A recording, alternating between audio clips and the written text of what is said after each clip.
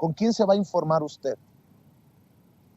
Ya llegó mi querido Jaime Hernández, editor de La Jornada Sin Fronteras, periodista de larga trayectoria, fundador y conductor de espacios en su canal de YouTube, No Apto para Cínicos. Espero que lo apoye. Ahí no hay montajes. Y orgullosamente miembro de esta familia sin censura. Perdón por molestarte tan temprano, Jaime, pero me acordé de ti cuando vi esta cobertura desde el lugar de los misiles, de los bombardeos por parte de Carlos Loret de Mola. Mi querido Jaime, te abrazo. Buenos días. ¿Cómo estás, querido Vicente? Pues sí, yo también me acordé de mí mismo después de ver este show nuevamente de Carlos Loret de Mola. Lo que sí no cabe lugar a dudas, querido Vicente, es que Carlos tiene una suerte enorme, enorme de verdad. Porque, mira, Carlos Loret de Mola, al igual de otros personajes como, ¿qué te diré? Como Jorge Ramos, y te voy a decir por qué. Jorge Ramos y Carlos Loret de Mola, cuando yo estaba allá en Afganistán, había pasado más de 3 meses de cobertura, estaba muy enfermo, habían muerto como 5 compañeros, teníamos un ataúd ahí en el hotel que ocupábamos, que no habíamos podido desalojar del hotel, a un productor de la cadena CNN, muy joven, que murió de un infarto. Insisto, ya habían muerto personas, y ya estábamos en la última fase de lo que era la cobertura. Y en ese entonces, cuando ya algunos periodistas consideraron que había pasado lo más fuerte, lo más peligroso de la guerra en Afganistán.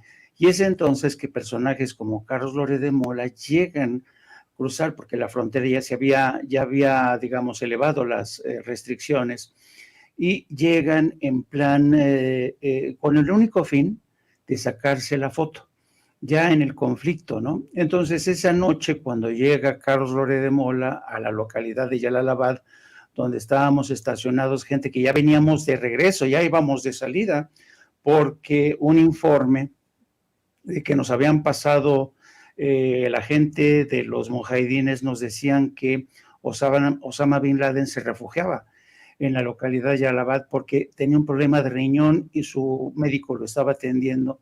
Y el último reducto que le quedaba a Osama Bin Laden eran las cuevas, las grutas de Tora Bora, unas montañas que están como a 2 o 3 horas de Jalalabad. Y todos los días teníamos que ir, Vicente, a partir de las 4 de la mañana, y nos retirábamos como eso de las 6, 7 de la noche, y lo teníamos que hacer porque de noche pasaban los cazabombarderos B-52, que es muy peligroso permanecer en una zona de bombardeo, porque era la única forma que bombardeo de gran intensidad, con unas bombas impresionantes que se les llama cortamargaritas, porque una vez al caer lo cepillan, salen proyectiles de acero cortando todo a su paso.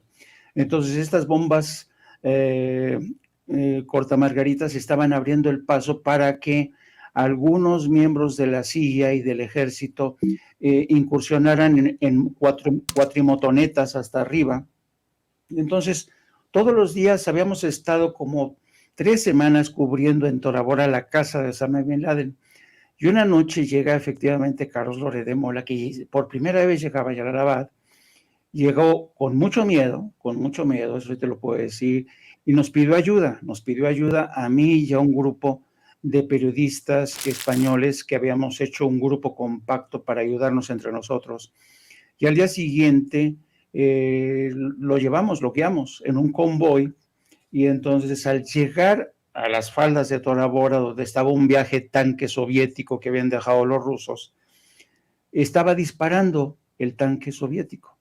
Y entonces, en cuanto ve eso, Carlos sale disparado, así escopetado de su jeep, que iban con otros, el camarógrafo y el sonidista, así como cuando llevas a tus perros a que paseen en el parque, salieron escopetados, porque se dieron cuenta que el tanque que habían pagado a algunos periodistas, porque utilizaban el tanque como parte de una escenografía, y entonces a todos les gustaba ponerse al frente del tanque mientras disparaba.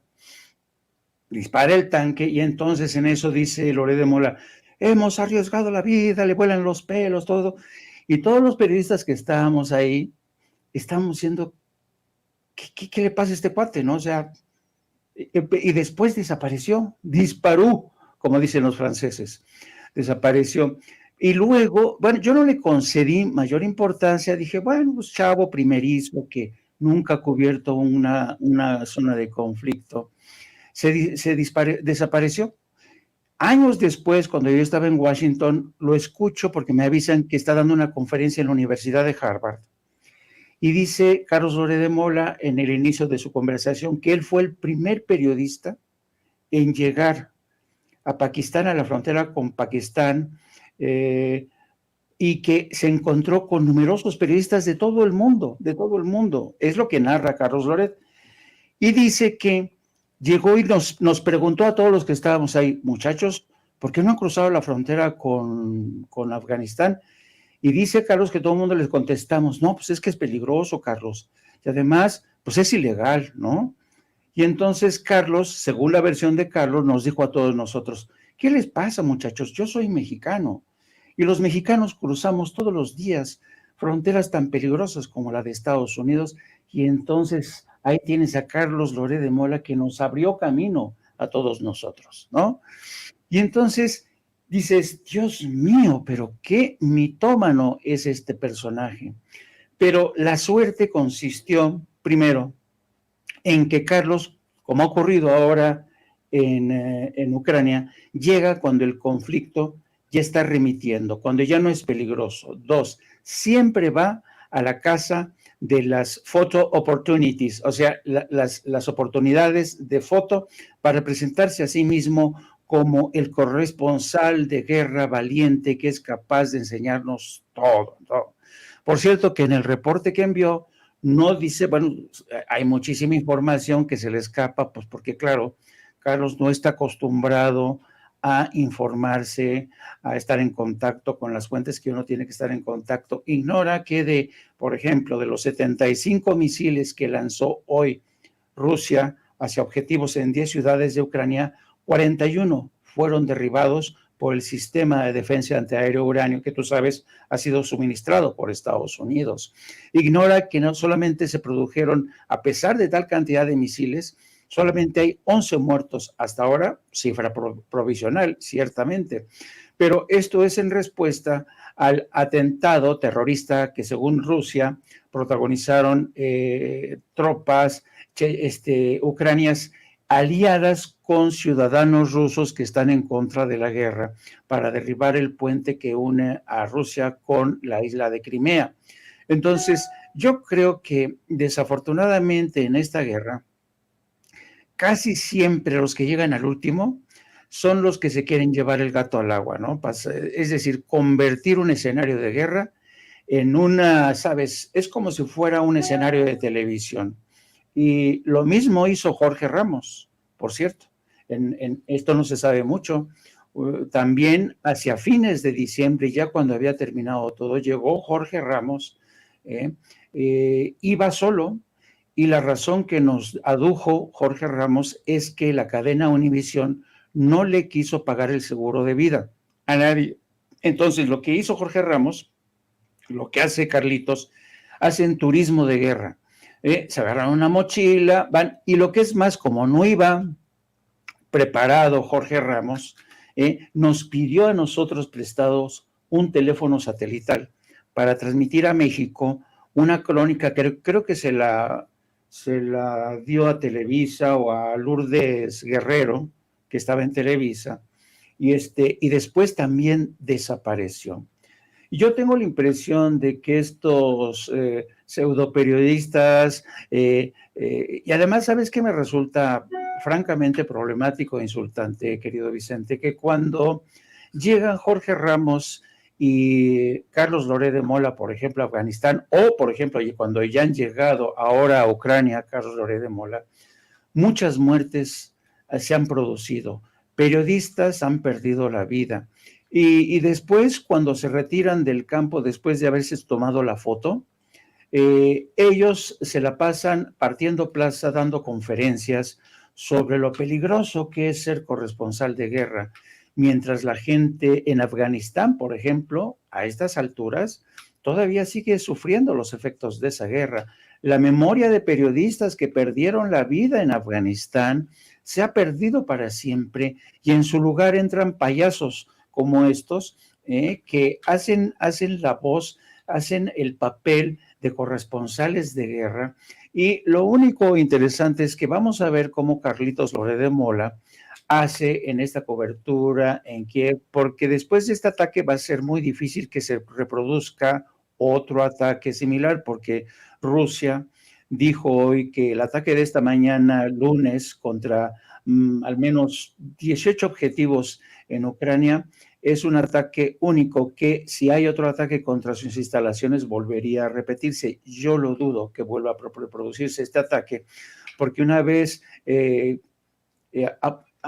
señalizados los puntos desde donde salieron los misiles rusos, yo creo que Ucrania y posiblemente Estados Unidos van a ayudar a reordenar la batería de defensa antiaérea para evitar nuevos ataques.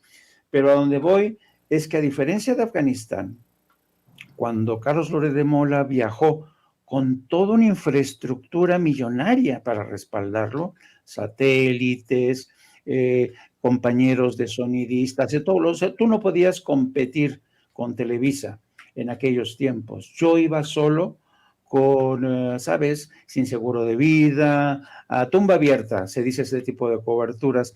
Y en esta ocasión, Carlos ya no va a tener el apoyo de Televisa, nos va a vender videos que capte con su cámara o su teléfono celular para tratar de hacer la crónica de una guerra que está desapareciendo, por cierto, de los medios de cobertura internacionales. La guerra en Ucrania ha pasado ya a un segundo plano porque ahora lo que más importan son las negociaciones que se mantienen en el seno de la Unión Europea. Mañana, por cierto, hay una reunión del G7 para estudiar qué tipo de acciones implementar de cara a este ataque de Rusia. También hay una convocatoria en el seno de la ONU. Quiero decir que la guerra desafortunadamente ha comenzado a pasar al segundo plano y Carlos Loret de Mola va a tratar que la guerra en Ucrania regrese a primer plano porque él está ahí. Mi querido Jaime, que no se nos olvide que también le jugaron a este circo de la guerra los legisladores de Movimiento Ciudadano, Jorge Álvarez Maínez, creo que hasta Salomón Chertorivsky. Bueno, habría que reconocerles que ellos fueron en los momentos más intensos del conflicto, no como esto que está haciendo Carlos Loret de Mola. Pero bueno, es que yo soy muy envidioso. Yo no puedo dormir porque Carlos Loret de Mola es mi generador de ansiedad. Es lo que dicen nuestros odiadores, pero que no se nos olvide esto, ¿no, mi querido Jaime? Insisto, con los legisladores de Movimiento Ciudadano que también estuvieron allá. Sí, mira, yo creo que eso es lo más repugnante que suele verse a lo largo de conflictos como este. Y yo creo que nunca como en Ucrania pudimos ver este alarde de oportunismo de parte de políticos. ¿Cuántos políticos de la Unión Europea desfilaron por Kiev para sacarse la foto? Boris Johnson que estaba en problemas, se fue a sacar la foto a Ucrania para ver si así de esta manera evitaba su descabezamiento. No fue posible. Y otros políticos. Y luego vimos a los diputados de Movimiento Ciudadano, como tú dices, con Chertorinsky, con toda esta gente, haciendo el payaso. Haz de cuenta que Chertorinsky, dándonos, como lo hace ahora Loret de Mola, sus crónicas de la guerra en Ucrania, cuando Ucrania ya se había convertido en un bastión seguro. Lo sigue siendo ahora ya. Ya no hay todo el ejército ruso, hay que recordarlo a los seguidores de Sin Censura, las tropas del ejército ruso se han tenido que replegar a defender el bastión donde está el Donbass, esta región que está muy disputada ahora mismo, las 4 regiones que Rusia declaró como parte de Rusia. Entonces, el área de la guerra se ha quedado limitada a un perímetro muy, muy cercano a la frontera con Rusia, de tal suerte que Carlitos Loret de Mola, lo mismo que los legisladores o oportunistas al uso de que vayan a viajar estos días a Kiev, lo pueden hacer sin ningún problema, lo hacen por tren desde Polonia, en fin, ahora ya es más fácil llegar. Es cuando generalmente las guerras, querido Vicente, van cesando, se van replegando objetivos estratégicos, las capitales, porque tú recordarás que a lo largo de los últimos meses han sido muchísimas las visitas de los políticos que han podido llegar a llevarse, insisto, esa foto de la oportunidad. Y a mí, francamente, esta labor que está haciendo Loret de Mola es, yo no sé, la verdad es que quizá porque yo ya llevo muchas guerras cubiertas y siempre se me ha hecho de un cinismo deplorable el hecho de que una persona vaya a tomarse una foto en un lugar donde la gente ha sufrido tanto. Porque es Fíjate, convertirte en protagonista de una guerra cuando los protagonistas deben ser los civiles que han sufrido durante meses esa guerra. Así es que yo encuentro esta gira de Loret de Mola francamente deplorable, vergonzosa, que ahora que sabe que las cosas han ya disminuido en términos de peligrosidad, viaja para sacarse la foto. Qué triste de verdad. y fíjate que le has dado en el clavo. En su camino a Kiev, ¿cuántas miles de personas que salieron exiliadas, que salieron huyendo? Y esas no fueron noticia para Loret de Mola.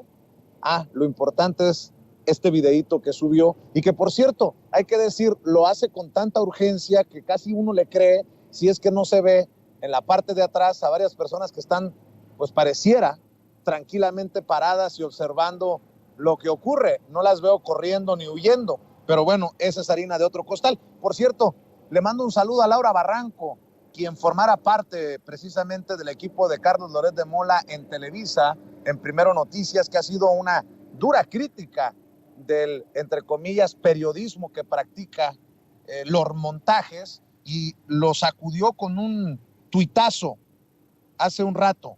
Dice, te faltó Azucena, haciendo referencia a Azucena Pimentel, quien era productora de Primero Noticias, cuando se dio el montaje en el que se tortura a Israel Vallarta y se supuestamente arresta a Florence Cassé, Azucena Pimentel, que estuvo en el equipo de comunicación de la Presidencia de la República y ahora se encuentra en televisión educativa. Dice Laura Barranco, te faltó Azucena para lograr que tus clips se hagan show, que te ponga mugrita en la cara, que alargue los enlaces, que seas más dramático, no conmueves ni a las participantes de un certamen de belleza. Anda medio aburrida haciendo lo que le gusta, eso sí, pudrir lo que toca. Pues hasta para repartir también les dio Laura Barranco sobre este tema. Oye, mi querido Jaime, si me permites antes de que te vayas, porque tú has sido corresponsal muchos años también en Estados Unidos y sabes de estas cosas. Grábenme, muchachos. Esto sí está muy cabrón.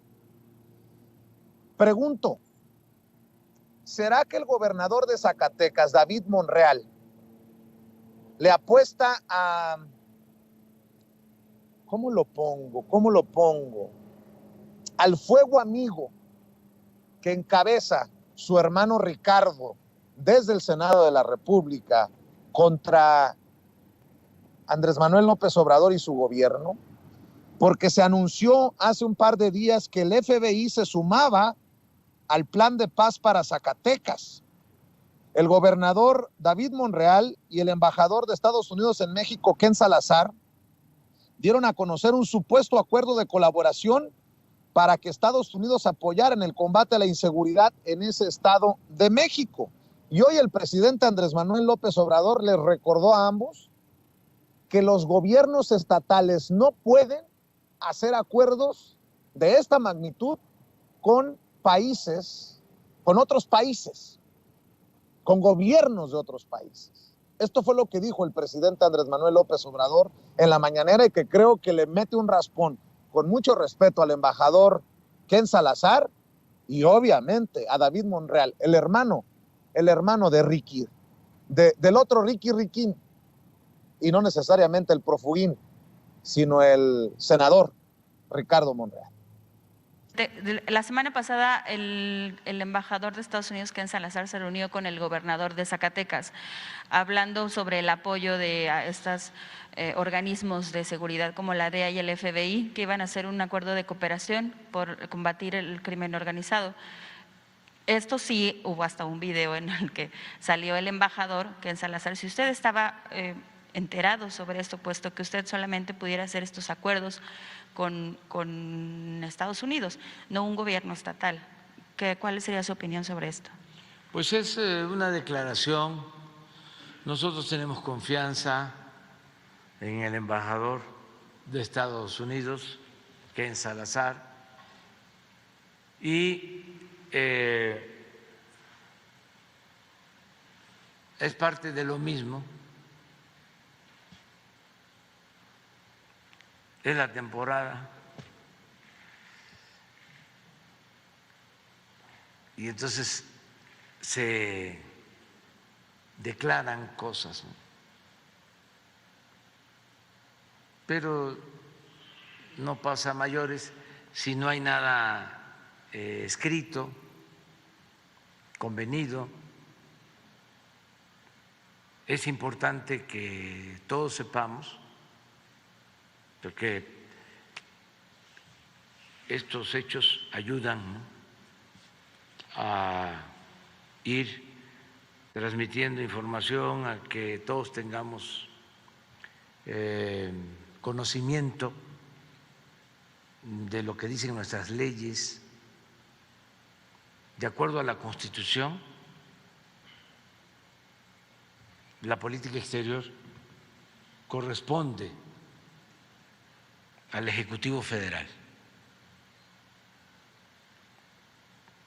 Titular del Ejecutivo, de acuerdo al artículo 89, es el responsable de la política exterior y representa al Estado mexicano. Pero también en la Constitución está expresamente prohibido que los gobiernos estatales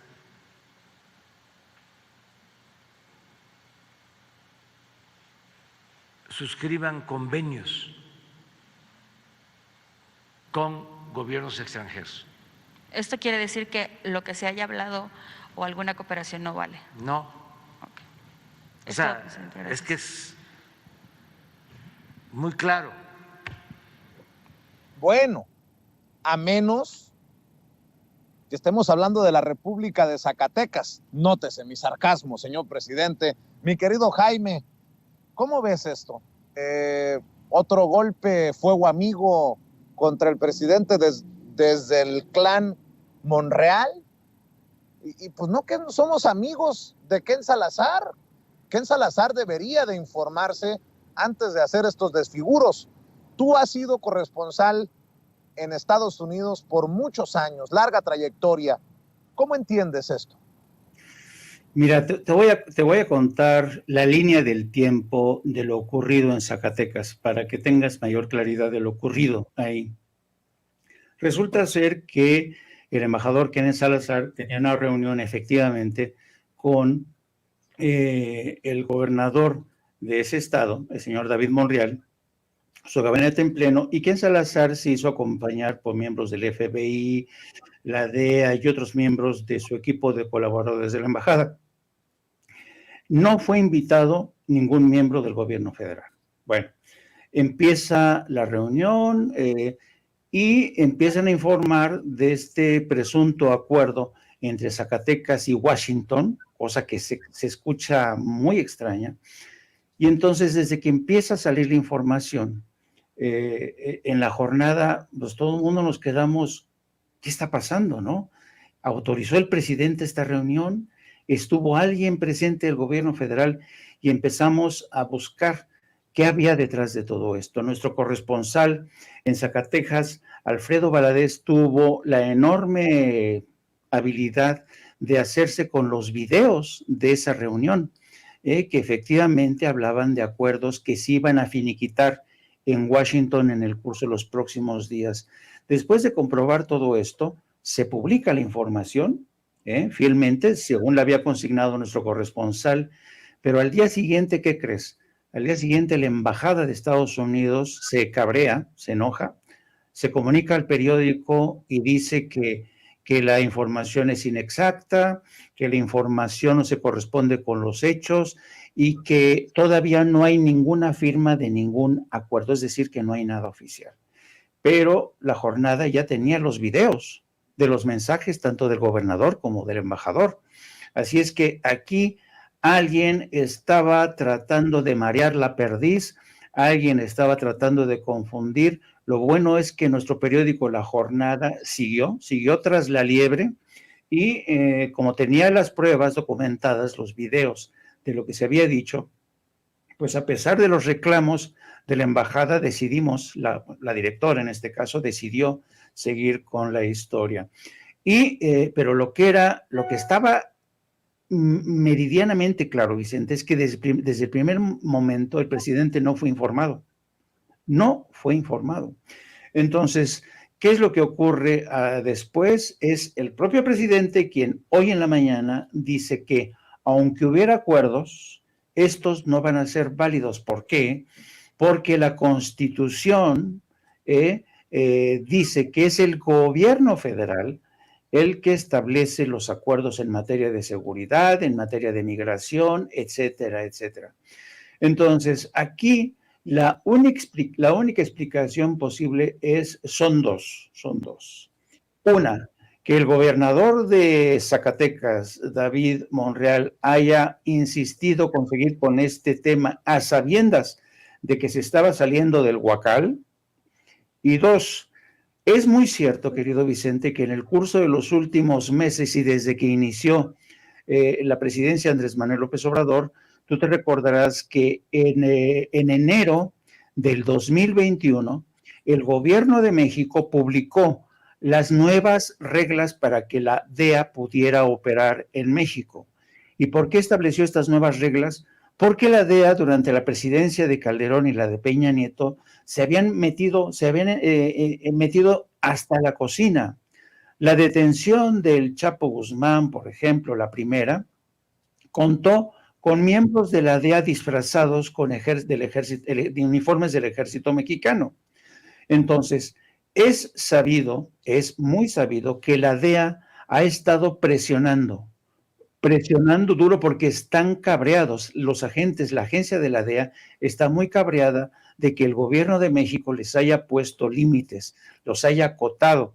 Entonces, vieron al estado de Zacatecas como una forma de incursionar, convertir a Zacatecas en una especie de laboratorio de pruebas para ver cómo funcionaba la cooperación entre la DEA y el FBI. Claro, pero señor David Monreal, usted no puede hacer eso a espaldas del gobierno federal. Así es que yo encuentro bastante afortunado y me congratulo por ello de que el presidente les haya puesto un alto hoy. El presidente ha sido, si te fijaste, un poco más como polite o diplomático al referirse al papel que jugó el embajador Ken Salazar. Yo te voy a decir una cosa, yo creo que Ken Salazar, que es un político muy colmilludo, no se haya percatado de lo que iba a suponer esto.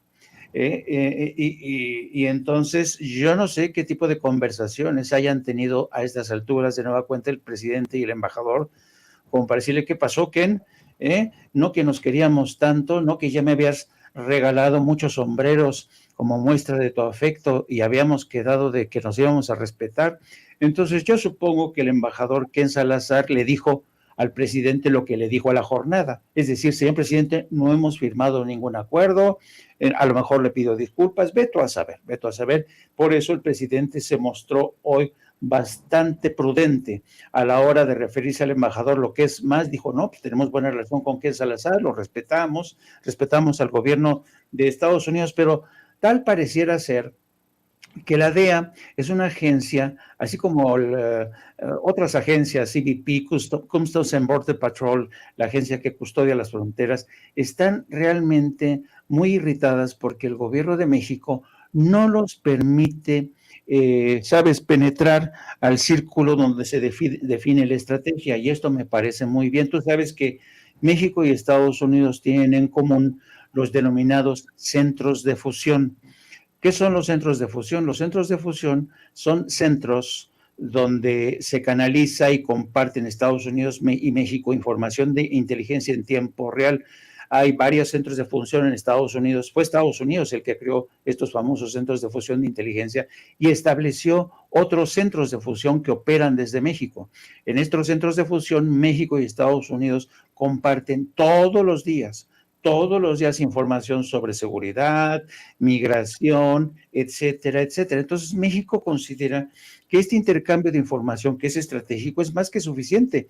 No tiene por qué haber agentes de la DEA patrullando o participando de forma conjunta con el ejército o la Marina mexicanos, y yo creo que los últimos golpes que ha dado el ejército y la Marina contra cabecillas del narco dan muestra de que, uno, la estrategia está funcionando, y dos, que el ejército, la Guardia Nacional y la Marina son autosuficientes y no necesitan de la mano negra que venga a indicarles qué es lo que tienen que hacer en esta nueva estrategia que, por cierto, ha sido definida por México y no por el Pentágono. Mi querido Jaime, siempre es importante escuchar tus opiniones, tus comentarios con base en tu experiencia, en tu conocimiento. Te agradezco mucho el análisis que haces para la audiencia de Sin Censura. Y bueno, preparémonos para ver No Apto para Cínicos al rato. Yo le pido a usted que nos está viendo y escuchando que se suscriba al canal de Jaime, que lo hagamos crecer, el periodismo independiente. O digo, de modo que le apostemos a Loret en Ucrania y estas cosas. Así que, mi querido Jaime, amor con amor se paga. ¿Por qué no cerramos invitando a la gente a tus trincheras? Gracias, Vicente, como siempre, por toda tu generosidad, de verdad. Sí, le pido a la gente que por favor, si nos puede echar la mano en No Apto para Cínicos, súmense, búsquenos en YouTube, denle a la campanita para que les avise al inicio de nuestra transmisión. También nos puede buscar a través de nuestras redes sociales. Mi cuenta personal en Twitter es @JaimeJourno, y también nos pueden seguir a través de la sección de La Jornada Sin Fronteras de nuestro gran periódico La Jornada. Un placer, como siempre, querido Vicente. Te mando un abrazo y nos vemos más tarde. ¿A dónde tan elegante? ¿A dónde tan guapo? Ya me hiciste hasta sentir mal. Ve cómo andas hoy. Lo que pasa es que tengo frío, Vicente. Te mando un abrazo desde los Chicagos, mi querido Jaime. Abrazote. Gracias. Bueno, oiga, antes de ir con